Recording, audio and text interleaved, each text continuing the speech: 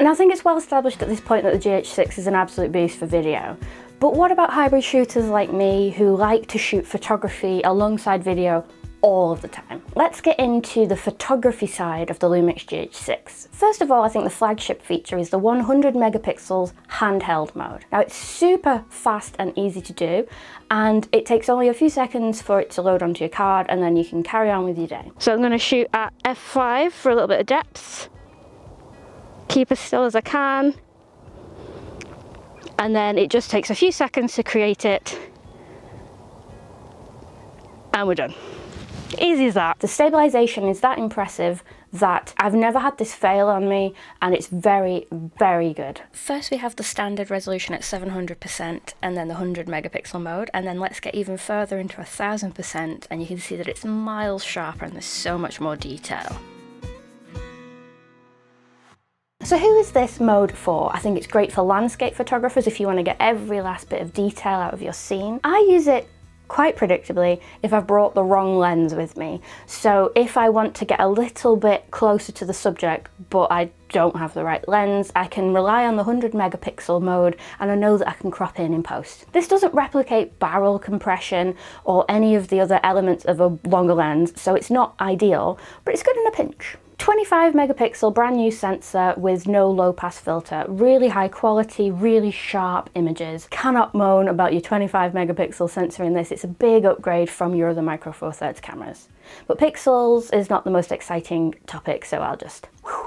Another beast of a spec is your 75 frames per second in RAW. We don't get continuous autofocus, so it needs to be a sort of subject where you can set the plane of focus and then off you go. But once you get past that limitation, it's so impressive. Here is my beautiful model, 7, and I once thought she was graceful and beautiful, and watching these photos back is hilarious. Oh my god. The faces that she pulls. Good girl. It's so accurate. And remember, you know, these are all raw files and you're not going to miss a single piece of the action if you're shooting something quick. I was just shooting in shutter priority mode with a high enough shutter speed and the camera did the rest for me. So things I've learnt. This takes quite a while to write. I've still got 171 images remaining, but you do shoot like 75 a second, which is insane. It's a really fun mode. But I do think you do have to use it sparingly just because of the sheer amount of data it creates. And it does quite eat the battery. I've done maybe 10 minutes or so of just lining up shots and taking a few burst shots. And I've lost 3 bars of battery. And then I went to visit my mother's crazy bird bush in her back garden. Honestly, they're so tame. I tried out the 75 frames a second again. These are some of my favourite shots. I just edited the JPEGs in this instance. I just sort of added a little bit of contrast. You do miss a few cool things because obviously you cannot have continuous autofocus whilst in this mode.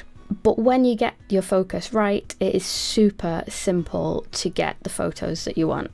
I think I got some really cool photos and I was only there for like 10-15 minutes at the most. And as a complete aside, I love that this bird just stares down the barrel of the camera. It's like, what are you doing?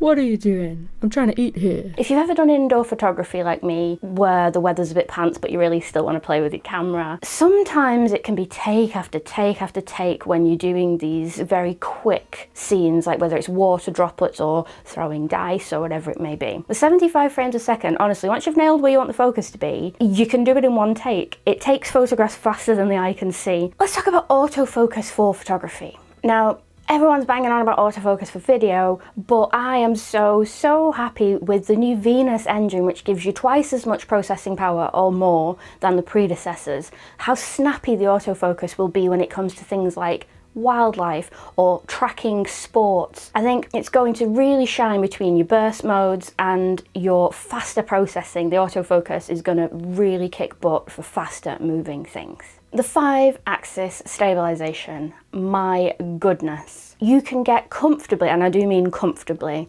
4 seconds handheld with this camera. I shot some light trails and I went from 1 second to 2 seconds to 4 seconds, and I was really trying to stress test it, and it was a very windy day, and even the 4-second exposures came out crisp and clear. Now I can definitely leave my tripod at home, which is great because I hate them. Low light photography. I had a pixel peep once between the GH6 and the S5. couldn't quite believe my eyes and did a whole new test because I just thought it might be a fluke.